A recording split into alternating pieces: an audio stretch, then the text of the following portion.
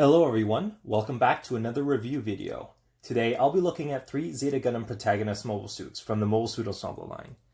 So before we begin, there's a couple things I need to disclose. 1, these are not sold together, they are sold separately in their respective sets in the line.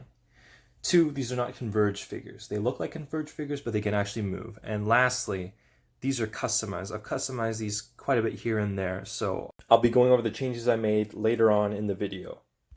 Up first, we have the Mark II Gundam. This figure came with Part 7, along with Agira Doga, the Jita Fencer, and the Rigizi. So, initially when I picked this up, they didn't actually have the Rigizi in the set, so only got the 4. Despite that, I'm not entirely disappointed. Why I am disappointed, I'll get to that a bit later. The Mark II Gundam does come with a fair amount of panel lining opportunities, but not that much, frankly. If you were to color correct this, just like I did, I wouldn't necessarily say there's that much work involved. There's not much you need to cover. It still looks pretty clean. Well, not really in my case. I'll get to that in a bit later. The gun comes with the peg on the side. I don't know what that's for, honestly. Yeah. Overall, good posability too. It's got a bit more than the average that normal mobile suit ensemble figures get. The Mark II also comes with a Vulcan pod, so you can attach that right behind the head. There's a peg hole there that you can just put it right in. It is compatible with some other things, but not too many. It just really depends on the head size of the other figures. But you know, this all came at a price, I guess. So when I initially put it together, I noticed a few problems, and these are pretty big problems. When you remove the fist from the arm, you can see there's some holes there. I had to dig some weird brown shit out of there. There's also some kind of scuffing or burn marks on the legs, which kind of, you know... Well, you know, a lot of people are gonna ask, is that really a valid point to focus on? It's a kid's toy. And you know what? Yeah, it is. I've bought several others.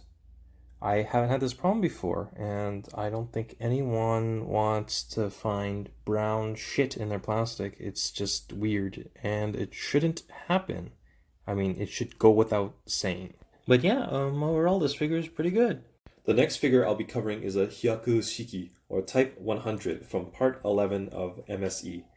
This was initially sold with the Goof, the Gundam X, as well as the Super Beam Bazooka, whatever thing, you know, that blue thing in Zeta.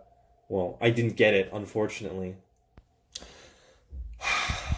Let's be real here. It's a capsule toy, and you're not always going to get what you want out of a capsule machine.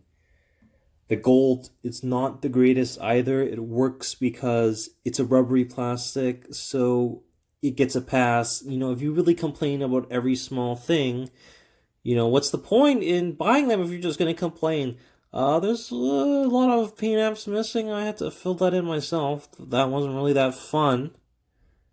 But, you know, it's a fucking kid's toy, basically. I mean, it's literally just a fucking small. The Hyaku Shiki also comes with a clay bazooka. Yes, a clay bazooka. I still don't know why they call it a clay bazooka, but it comes with a clay bazooka that is sold in the weapon set, which I managed to get, thankfully. So I guess you can have him wield the clay bazooka, even though you can't really pose it under his arm like he does in the show. But I mean, it's a kid's toy, so... Ironically, for the Hyaku Shiki, known for its high mobility, a lot of modification had to be done to the arms and legs to facilitate, well, more mobility, which the unmodified version didn't really have much of. So I went ahead and did it myself. The backpack, however, aside from the fact that it was too loose and I had to glue it in, the wings do move up and down independently. And last but not least, we have the namesake of Zeta Gundam, the Zeta Gundam. This initially came with Part 3 of Mobile Suit Ensemble, but this is actually part 3.5, the upgraded version released not too long ago. You can tell by the extra printed detail and the slight variation in color. It's not actually a deeper blue, but more of a mix between a blue and a purple. Printed detail aside, this thing was kind of lacking in the paint department.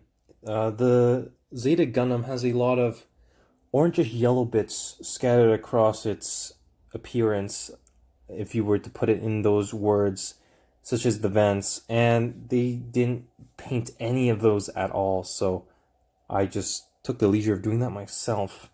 I've also made quite a few modifications to this thing, including the shield and the backpack. And now, what we get after the modifications is what I think to be quite impressive. I mean, this is probably now one of my most favorite things in my collection. I mean, before, the Wave Rider backpack just sat there. I know it still hinders the articulation, but at least the thing on the back can move up and down like it does in the show, or like in every other model kit. And the shield position also changed. So what we did with the shield was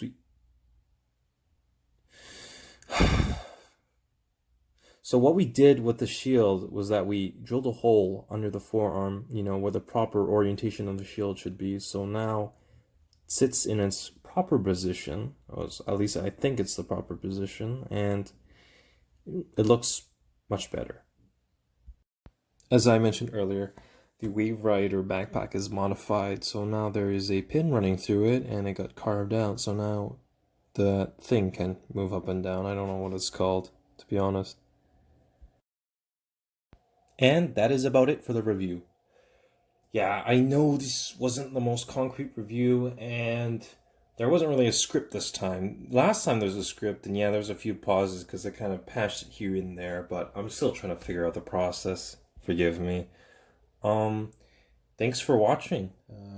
It'd be awesome for you to subscribe, and stay tuned for more videos. Cheers.